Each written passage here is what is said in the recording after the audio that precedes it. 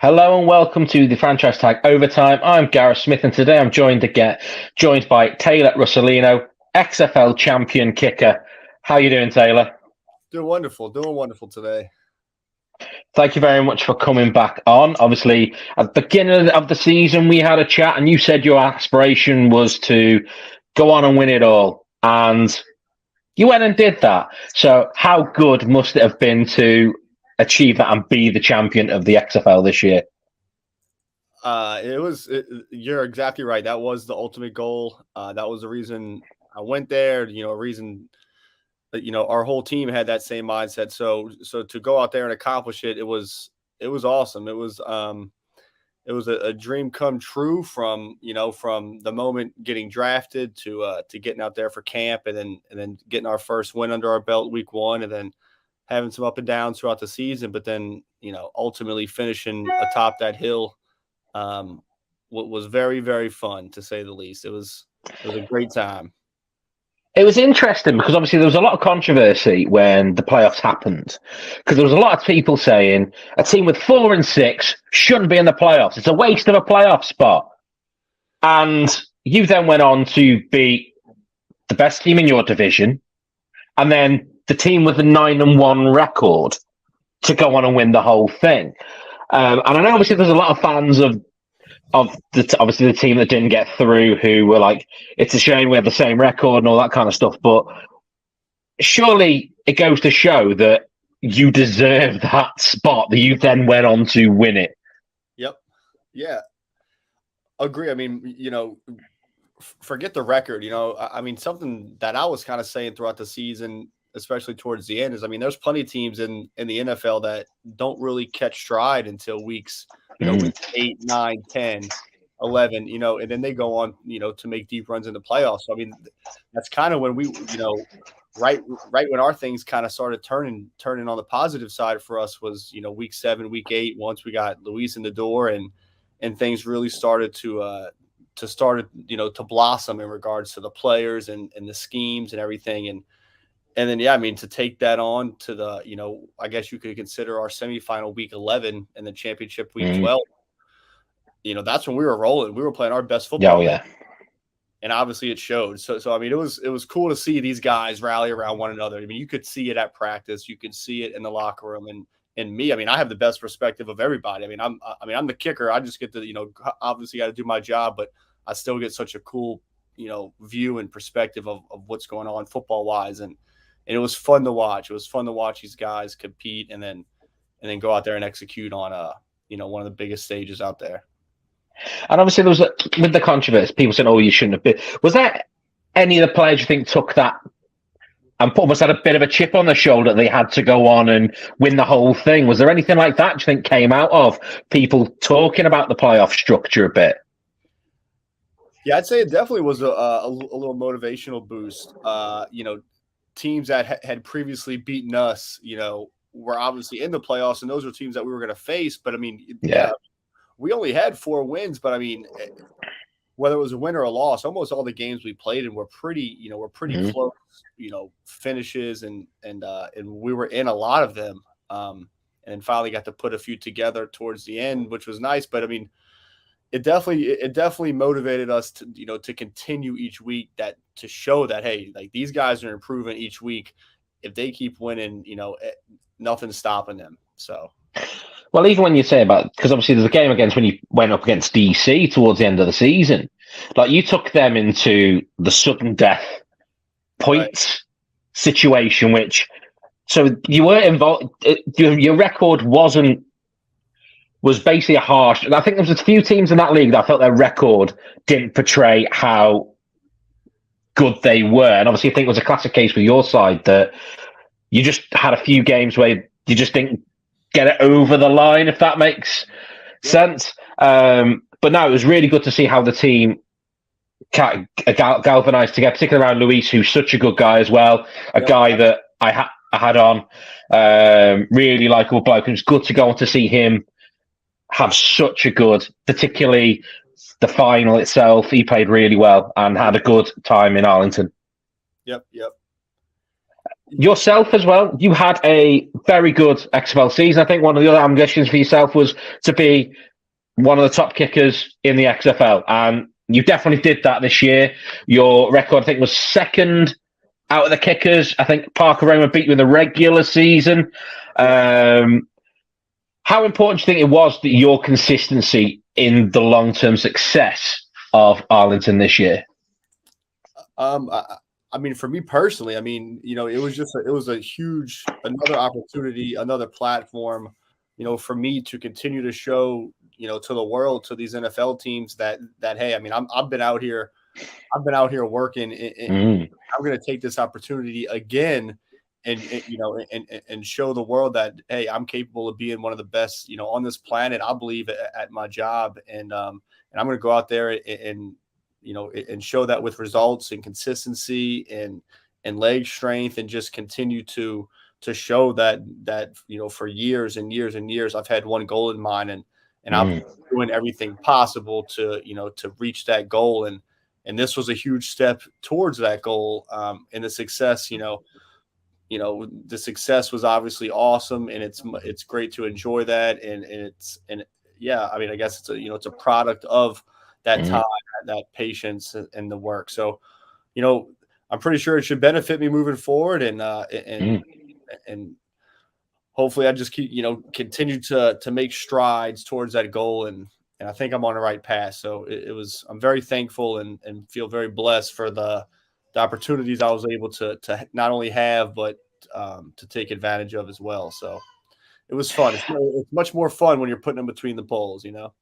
Yeah, and to be fair, I think wasn't your postseason perfect as well? Wasn't you 5 for 5 in the postseason? Remember rightly? I think you were pretty perfect, which is what you want to be doing, showing that not only you're capable during the regular season, but clutch time that you can then go on to deliver. And I think being perfect postseason is a pretty good example of that as well for yourself. So, yeah. If it's not something you advertise, you need to make sure that has been well advertised. Perfect in the postseason record. Yeah, absolutely. I finished the season, you know, with 9 makes in a row, and then 5 for 5 in the playoffs. You know, 3 for 3 in the championship. So yeah, it was great to put 2 more games under my belt. You know, and then going into these XFL games, you know, with no extra points, I mean, you could have games where you get 0 kicks. So for me, those 5, you know, was awesome. It was a little cherry on top, you know, with obviously the trophy that we ended up with, but, you know, to not only get that win, but, you know, to have a good showing field goal wise, and to help my team, you know, just get those points, because they were, you know, they were big time. So. And you mentioned it there about obviously that not having like the extra point kicks that you would get in the NFL and in other leagues. Do you think that shows your level of concentration? You had such a good season accuracy wise, even without the more regular kicks and the more frequent kicks that you would get. Do you think that shows how your concentration levels are elite at the moment? Yeah, absolutely. You know, I mean, there's kind of both sides of it, where, you know, there's pros and cons of the no extra point, you know, but yeah, I mean, a lot of guys use that, you know, as a rep for, you know, a further field goal, or even just another field goal that maybe they had missed, you know, bounce back, hit this PAT, but not having that, yeah, I mean, you know, you have to stay focused, you know, throughout that entire game, and just know that, you know, if the offense is continuously driving down the field and score touchdowns, I mean, you have to do something, you know, to stay loose in case, you know, that one drive stalls, or there's a quick turnover, and then, you know, they're 3 and out inside the 20, and then, you know, all of a sudden we need a field goal, and it's, you know, it's already, you know, third quarter is already almost over. So yeah, that was, you know, that was a big part of what I was, you know, trying to focus on, was just staying locked in. So. And there's a lot of obviously players right now, the XFL season being over, there's a lot of players who have started to make that transition over towards the NFL. Your fellow kicker in Parker Romo has gone to Detroit. Any aspirations for yourself to hopefully get picked up either now, or if unfortunately one of the kickers gets injured during the season? I assume that's the plan. Yeah, absolutely.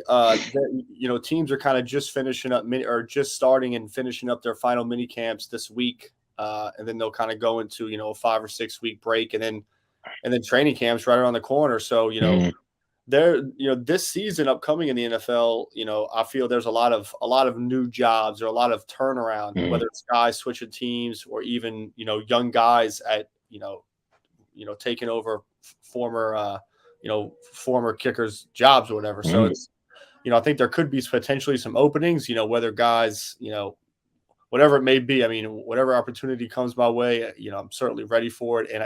And I do believe that phone's going to ring. I don't know when, I don't know who, but I mean, I'm going to keep that foot on the gas and keep that phone charged, and definitely hope to hear something soon. So we'll see. And to be fair, you made quite a few fans in the XFL this season, but we also know one of your most vocal fans of your playing career is probably quite well known as one of the most well-known kickers in sport, with him being a punter, in Pat McAfee. During COVID, I know you did get a chance to go on to an NFL roster, and Pat was involved in that process. How good is it to have the support of someone like Pat McAfee in your corner? Yeah, I mean, it's awesome. I mean, from that moment in 2020 or 2019 that I had initially met him, and then being able to show him what I was capable of doing, and then to have him stick his neck out for me and promote me, or put out a text or a phone call on my behalf. I mean, it's incredible. So it's such a blessing for me to have a guy like him do those things and help me accomplish my goals and reach that ultimate dream. So it's certainly good to have those type of people in your corner. So hopefully something will pay off with it. But he's been awesome. It's very thankful for his support. And also in Arlington, you also had one of the most interesting punters, I think, in the XFL. A hell of a character. How did your relationship with him go? Because he seems a lively guy. Yeah, he's awesome. That's our second time being together. So it was the first time was kind of cut short. So it was nice for us to be able to get that full season this year. And it's cool. I mean, he's obviously, in my opinion, I'm sure many others, one of the best at the world at what he does. He's just, he's so physically gifted and talented and really is, a master of his craft. So being able to, surround myself with a guy like him who also has that experience, then to help me, in my personal game, it's a treat. So he's a great guy, both on and off the field, and a great teammate. And it's awesome watching him warm up and hit those balls in the games. It's fun to watch. It's one of the most fun things that I get to do each week is watch him put balls, 80 yards downfield. I know he hasn't got a cannon of a leg, but he's also quite a lively, fun guy as well. A hell of a personality. Also, doesn't seem too bad with a mic either. Quite seems to do that quite well. So obviously, we'll go back to the championship game at this point in time. How did it feel once that final whistle was blown, game was over, the final play was dead, and it was confirmed that you were the champion of the XFL this year? How did you feel in that moment? It was pretty surreal in that moment, because I mean, even leading up to the final couple minutes, I mean, they were threatened. They had just scored, and guys were starting to kind of look around and kind of. I was like, look, we gotta finish this game. Let that clock hit zero. But the moment it did, it was a rejoicing, just seeing like everybody come alive, and the excitement and the joy and the camaraderie that our team had built throughout that season, and the coaching staff, and seeing it all, finish King of the Hill it was awesome. I had my family there. I had some friends. So, I mean, very, very thankful for the support from them. And it was cool. It was cool seeing that trophy, lifted with Coach Stoops there, and Danny Garcia, and, DJ and The Rock. And, it was really cool. Really cool. So. And I tell you what, it didn't take long for the players to find a way to drink out of it. Like, whenever there's ever a trophy, it's the first thing people seem to want to do when they win it. And it's amazing how quick, if people were like, wait a minute, hang on, turn it upside down, we've got it. Yeah, we got it. It's too easy. It did amaze me how quick that became. It became a massive goblet, in effect. I thought, never question ingenuity of players. They soon find a way to drink out of everything that every trophy they get given. So fair play to that. So one thing I found is quite interesting is seeing that you're talking about training with other kickers and like offering, in effect, out. You've done some face to face, some virtually. How have you been finding those sessions and like giving your knowledge and support to other kickers around America? Yeah, I mean, throughout my entire career, I've been blessed to be able to, accumulate some sort of following, whether it's guys who like me for playing on a team, or guys who recognize me kicking here every week and training and really putting in that time and effort, and they can, and they see what it takes to really chase a dream, so guys emulate that and try to, whether I'm guys look up to me, whatever it may be, I'm thankful for that. And I love being a good influence on anybody who's trying to chase that dream and really pursue what it is they want to. I love being a model for that. So I have a mixture of guys who kind of come to me, which is nice. I'll have guys message me, whether through social media platform or whether they heard about me through word of mouth through somebody else. And then I'll do a little outreach myself as well. So it's kind of, a healthy combination of both, but it's always fun. I love, I've been coaching guys for over 10 years now, even through college, working with some younger high school guys. So it's been something I've always enjoyed doing, and obviously now just with the knowledge I've been able to accumulate, sharing that with them is super cool, because so much of it's on the mental side. So just giving that knowledge is, it's invaluable to a lot of them, and I enjoy seeing them progress individually, and hopefully, making their best version of themselves.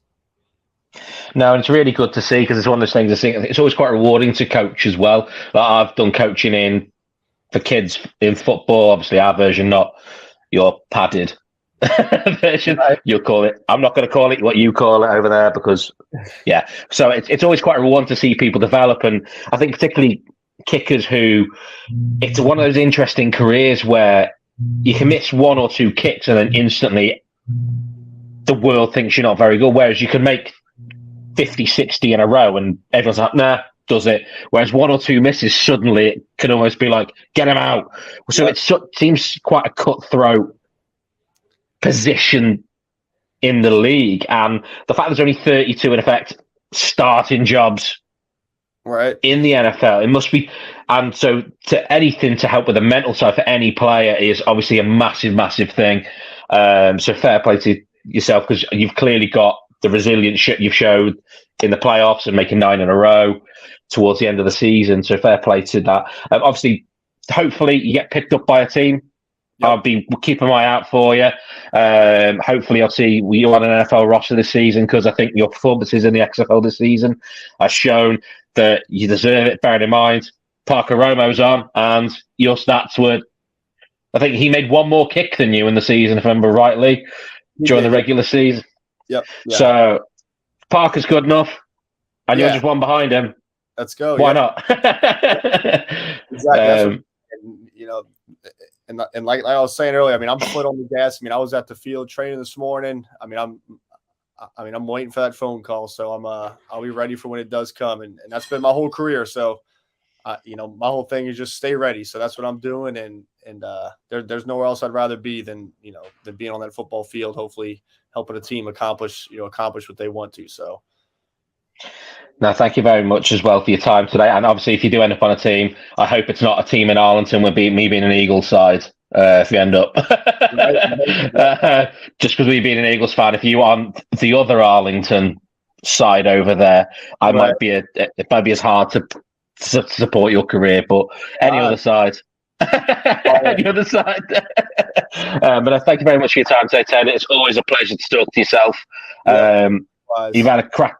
You had a brilliant first season. Enjoyed watching you play, and looking forward to hopefully seeing you either on an NFL roster or back in the XFL next season. Yep. Well, thank you so much, guys, and cheers to that, and everybody have a great one, and thank you for the time. Thank you very much, and thank you everyone for listening at home. We'll be back again soon with another special guest.